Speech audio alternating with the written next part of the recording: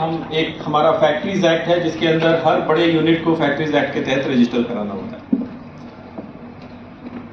और जिसका आंकड़ा बाद में एनुअल सर्वे ऑफ इंडस्ट्रीज आप लोग सब जानते हैं उसमें पब्लिश होता है।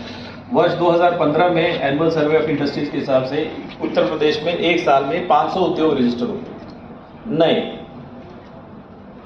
पिछला साल जो गया है 24-25 में we have registered 4000 new industries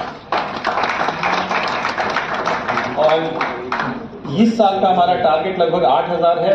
6000 का तो मैं कॉन्फिडेंट हूं, लेकिन कई बार पुश करने के बावजूद भी कमर्शियल प्रोडक्शन आने में लोगों को थोड़ा सा टाइम लग जाता है, किसी को डिले हो जाएगा, बट मेरी उम्मीद है कि 6000 फैक्ट्रीज इस साल रजिस्टर होंगी। तो आप देखें कि जो पेस था वो 12 गुना 10 साल के अंदर बढ़ चुका है। और अगर ये एक्रीशन हो रहा है तो जो हम कई दोस्त डाउट करते हैं कि $1 ट्रिलियन इकोनॉमी का जो ड्रीम उत्तर प्रदेश चेज कर रहा है वो संभव नहीं। पर जिस तरीके का रिस्पांस मैं देख रहा हूं और उस रिस्पांस का, और वो हर क्षेत्र में दिखाई देता है। आज की डेट में उत्तर प्रदेश सरकार के पास लगभग 1 लाख एकड़ का लैंड बैंक है इंडस्ट्रीज को उपलब्ध कराने। ऐसा कभी कम से कम 30-32 साल में मैंने देखा है कभी हमें इस तरह का तैयारी, जो इंफ्रास्ट्रक्चर, चाहे आप एक्सप्रेसवेज देखिए, एयरपोर्ट्स देखिए, रेलवे का एक्सपेंशन देखिए, वाटरवेज का एक्सपेंशन देखिए, सभी जगह उत्तर प्रदेश